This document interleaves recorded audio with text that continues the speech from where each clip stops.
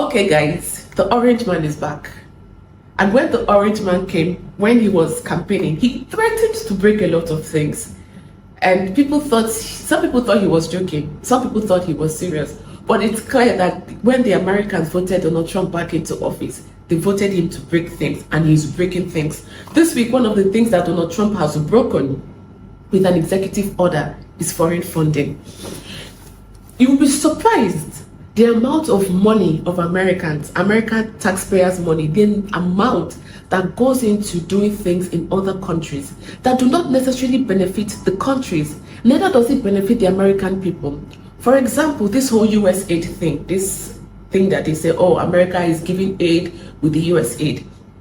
It's one of the things that Donald Trump stopped. In fact, the thing when Donald Trump put a stop to foreign funding completely across the board, he made two exceptions: Israel and Egypt.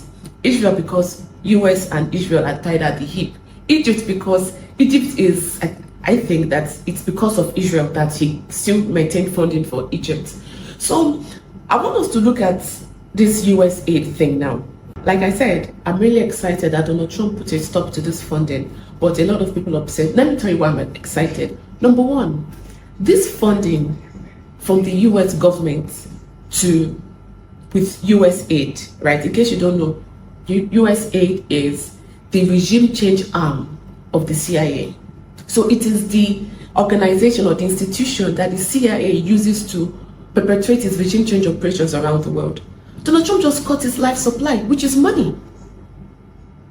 Which, although it's just for 90 days, I'm hoping it takes longer. So number one is the regime change operation. See, many times all these protests you see, that these protests take place and they get to overthrow a government or a leader or do something.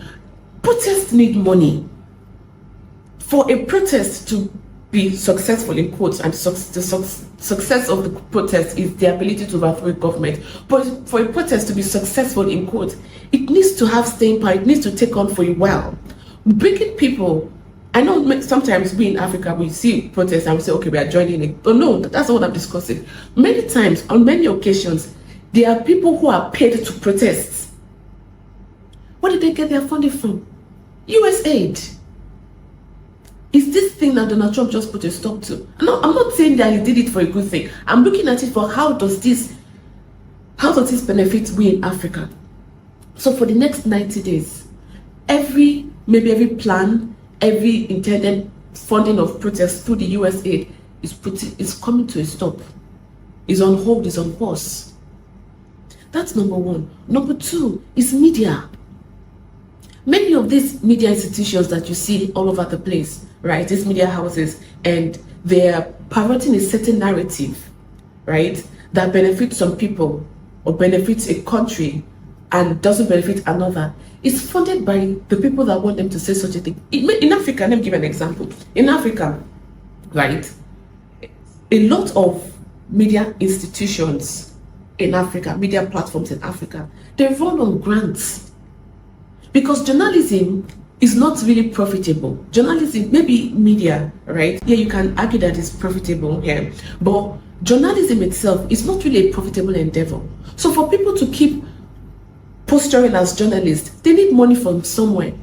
USAID. I told you last year that there was this report that I read, and the report stated that the United States was funding media platforms within Africa that was it just Africa, maybe around the world, I can't remember, but since we're talking in the context of Africa, let me put the spotlight on Africa. So United States had a program funding media platforms that were going to write bad news about China and many of these Chinese development projects across Africa. And for every bad news about China you write, you get $1,000. Now, an African could see, maybe go to a certain media outfit that they've come to respect and love over the years, and they're reading it, and all they keep saying is, China did this bad thing, China did that bad thing, this Chinese is bad, this Chinese is bad, blah, blah, blah. You think that you're reading the news, but you do not know that you're reading a narrative that is funded by the US State Department through USAID. through USAID. So the more you keep reading things like that, you keep seeing things like that, it gives you a certain ideology, a certain perspective about China, and it's not going to be a favorable perspective. Listen, I've said this several times on the show.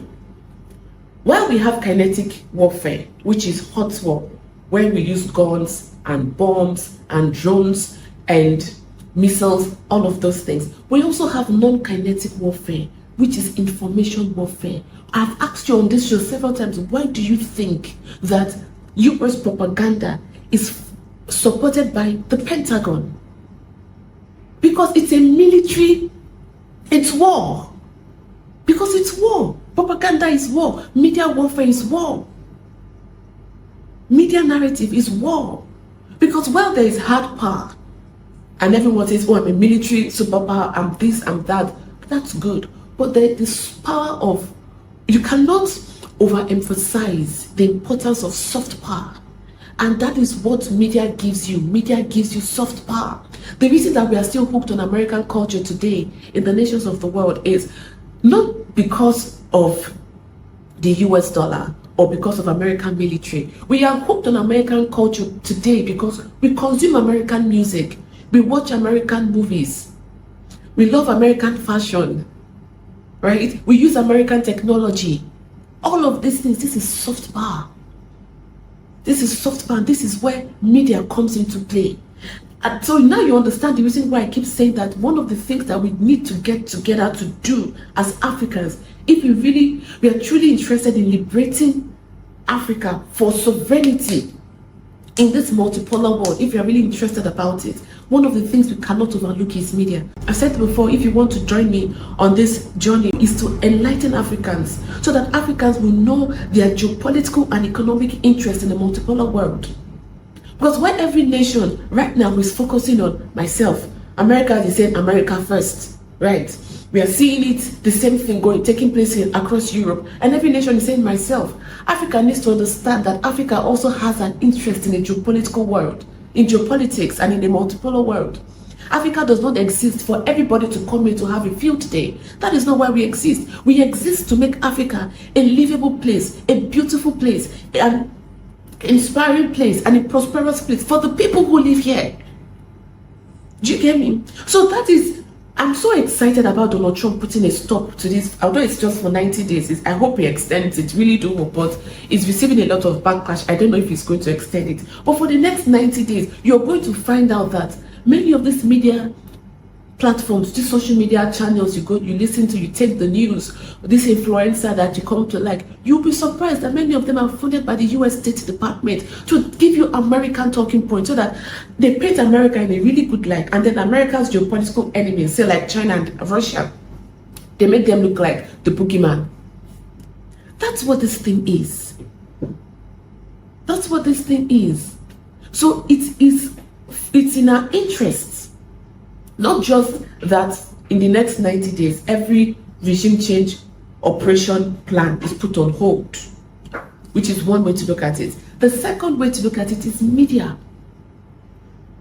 Media, I don't want to mention names, but since Donald Trump made this announcement, I have seen a lot of media, so-called independent media platforms.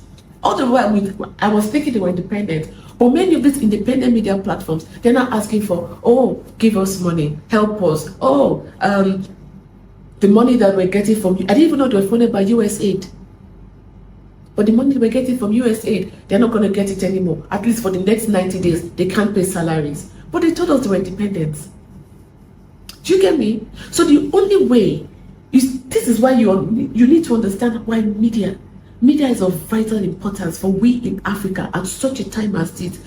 And this is not just an American thing. I told you that when Macron of France mentioned that they are going to drastically reduce the presence of French troops across Africa, one of the things that Macron said we're going to do, I'm paraphrasing now, was that they were going to invest in media in Africa. They were going, meaning that France, the government of France, is going to be paying for publicity, but it's going to be posted in such a way that, oh, this is a news story, but you're going to be seeing news stories that are going to paint France in a good light. That's what you're going to see. In fact, when I made mention of that, someone made a comment on that video, and I don't even know why it skipped my mind. The person reminded me that the biggest satellite cable network provider in Africa, right, is being purchased by a French company. And I mean, once he said that, I don't know if it was he or she, but once that person made that comment, I'm like, this is true. Now, I'm not saying, I know it's a private company, that is a French private company that is purchasing it, but I'm just telling you now how this thing begins to align with Macron's plan. Macron's plan to position France in a different light, to paint France in a different light in Africa. It's so convenient that the company that is buying Africa's biggest cable provider is a French company. How interesting. How interesting. So now let's come back to Donald Trump and his stopping this US funding to every nation in the world other than Israel and Egypt. Another thing that now a lot of people have, the reason why they keep saying this is bad, this is bad, this is bad, is because USAID has been funding several health related things in Africa. They've gotten upset that, oh, now that Donald Trump has stopped funding, the cases of AIDS and HIV in South Africa is going to get way out of control, because the medicine, not just in South Africa, although South Africa is the major one everyone keeps talking about, but not just in South Africa, across Africa, because the medicine that these people who are HIV positive, the medicine they take, which has helped them to be able to put the whole sickness under control, and now they can't even spread it to another person. That medication that they take is funded by the United States, which is true. So they are saying now that Donald Trump has put a stop to this for the next 90 days, many more Africans, especially in South Africa, many of these Africans are going to have who are HIV positive, are going to have their situation worsen. Yes, which is true. My question is, how is it that in 2025,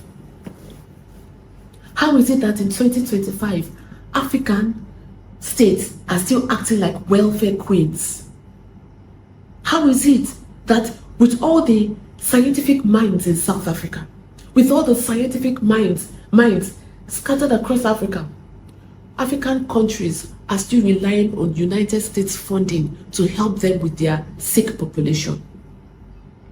Whether it's HIV, whether it's malaria, whether it's tuberculosis, anything. So the medicine that your people are taking, America is buying it for you. How are you a sovereign? How can you not be asking for sovereignty? No, because if you ask for sovereignty, you have to do the whole thing, everything that pertains to being a sovereign nation.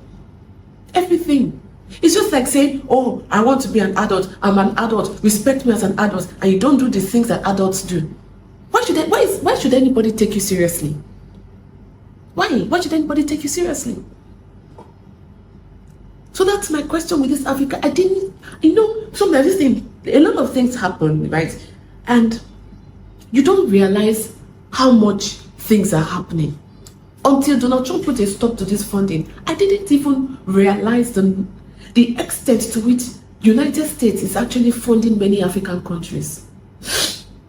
No. And then when United States come in and they say, okay, they want this leader in your country, not that leader, we start getting angry that they are interfering in our domestic affairs. When you're taking US money, okay, let me get it. You want their money. You don't want them to interfere. You're not yet ready for independence. You're not yet ready for sovereignty. You're not a sovereign nation. As long as the money, the funds of an outside country is bankrolling your country, you cannot demand sovereignty. You can't. You can't. After all, they are feeding your population. Oh, you're telling me that a country like South Africa, with all its wealth, and I mean population wealth, with all its people, with all its resources, a country like South Africa cannot fully take care of its citizens, including in health? Is that what you're telling me? A country like Nigeria You come out to say you're giant of Africa, you're big, we are 220 million, you're breathing fire. Say don't interfere in our domestic affairs, blah, blah, blah, blah, blah. America is still bankrolling you. United States is still funding your existence. You're not ready. You're not ready. In fact, if not for anything, right, of Donald Trump pausing this USAID funding, right, to every country around the world except Israel and Egypt for the next 30 days. If not for anything, if not for anything, why I want this whole funding to be stopped, or why I want it to be extended beyond 90 days. If not for anything, it's because African nations, you need to buckle up. Because sometimes, they say, oh, give Africa aid, Africa needs aid, blah, blah, blah, blah, blah, blah, blah, and all of that nonsense, right? There is no incentive. There is no incentive for your leaders and your country to now take themselves seriously. What's the incentive? What's the incentive for South Africa, the leadership of South Africa, to do something about making South Africa strong in the health sector, to be able to, if not create the drugs by themselves to administer to their population, at least to be able to buy the drugs? At least to be able to buy the drugs. What's the incentive if America will keep doing it? You might as well fold your arms and say, all right, US should take care of that. That's an American body. But American taxpayers are doing it. Why? What is their business with you? Did they say it's United States of America / South Africa / Nigeria / Gabon / Egypt / what is that? Even if the United States government wants to do it, you as an African country that is serious about your sovereignty, you should say no. That is one of the things that Burkina Faso did. He said, Ibrahim Traore said, no more, we don't want aid. Don't give us IMF, don't give us anything. I don't know if that cut across all boards, I'm not sure. But that was one of the things Ibrahim Traore said is in Burkina Faso. Because the more that another country is literally subsidizing your existence as a country, why are you demanding sovereignty? You might as well be a colony. You might as well be a colony. So I'm so excited that Donald Trump has done this. And I hope that this goes beyond 90 days so that African leaders will now strap up and say, okay, because when they see that source of funding coming in, they realize, and they find out that it stopped, right? They'll say, it has stopped. They'll say, all right, now it's time to work. It's either, there's this thing about survival, especially when you're faced with a threat, right? It's either you fight, or you flee. That when humans are faced with a threat, existential threat, it's either you fight or you flee. Okay, let's bring this down to nations. Now that the money supply has been cut off, now that money supply has been cut off, and I really hope Donald Trump makes this thing beyond 90 days. In fact, it should be permanent, because American taxpayers should not be funding African countries. It should not. That is why why shouldn't they get angry when you're telling them not to select leaders for you? If I'm America, I'll get angry too, because I'm funding you. I'm funding you. You can't be coming to tell me nonsense. I'm funding your existence. So like I'm saying, let's bring this back to country level. Now that African leaders and African nations have been faced with this existential threat of funding from the United States, we've gotten to the point where we either have to now get serious and think of how do we survive. Because if the US can be cut off like this, Europe can soon be cut off. Europe, the funding that comes from Europe can soon be cut off. The funding, because I'm also beginning to notice, and this is one of the conversations I want to have on this show, I'm beginning to notice that even Qatar is having and the UAE has UAE aid for Africa. What is this?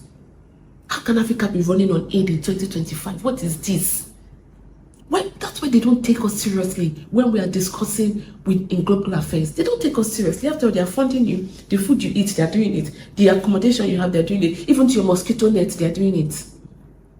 To your mosquito nets, they are doing it. The water you drink, they are doing it. Why should they take you seriously? I hope that not just United States aid. I want every aid to come to us. Every country should use their money for themselves, because it is not America's job to bankroll you. And even this whole aid something that they talk about, which is not something I'm ignorant of, the fact that many of the times this aid that is given to this so-called aid given to African countries don't get to the people. Leaders take it. So sometimes the money you see that your leader took and went to go and buy one nice Mercedes, or went to go and buy one house in London, or went to get a vacation home in Dubai, all this money, this is aid money. This is it. And the people who are giving this aid, they realize it. They realize it. They know that it's not getting to the people because there've been a lot of reports on it. So they cannot tell me that they are unaware. They know that it's not getting to the people. But they leave the leaders to take the aid and consume the aid so that they can keep the same system. The leaders will allow them come into the country to do what they want, right? And the leaders in turn get the aid to enrich themselves. Donald Trump has started something. He has set some people will say it's a very bad precedent. I think it's a good precedent. I think it's a good thing. Not just with United States. I want this to go across the board. Every nation, no more, don't fund Africa anymore. It's either Africans will decide for themselves to fight and become truly sovereign to the extent of funding every part of your governance and your existence. It's either African nations decide to be truly sovereign, or they fold their arms and let what wants to happen. But the most important thing is Donald Trump should stop the funding, and he should extend it to forever, no more.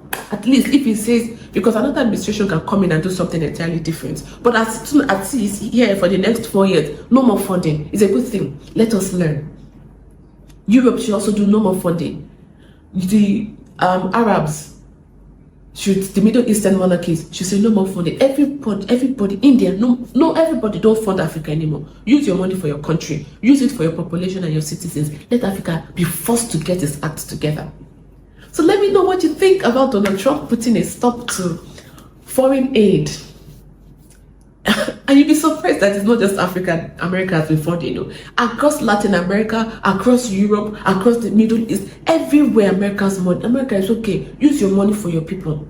Use it for your population and your citizens. So let me know what you think about Donald Trump putting a stop to this whole funding thing in Africa and across the world. Let me know what you think about it in the comment section below. As always, don't forget to like this video, subscribe to this channel, and share this video with your family, your friends, everybody, so that we can push Africa's interest and the African narrative on a global scale. And if you want to support the work that I'm doing here, feel free to use the Buy Me a Coffee link now in the description, and it's also on the screen. And finally, and you can see what United States, if there's a reason United States is funding media outlets in Africa, because they know media is important. It's warfare. There's a reason France is beginning to do it. There's a reason Europe, the EU, is doing this thing. It's because media is important. So if you want to join us on our African media movement, with which we are going to enlighten Africans on their geopolitical and economic interests in the multipolar world, the link is in the description and it's also on the screen.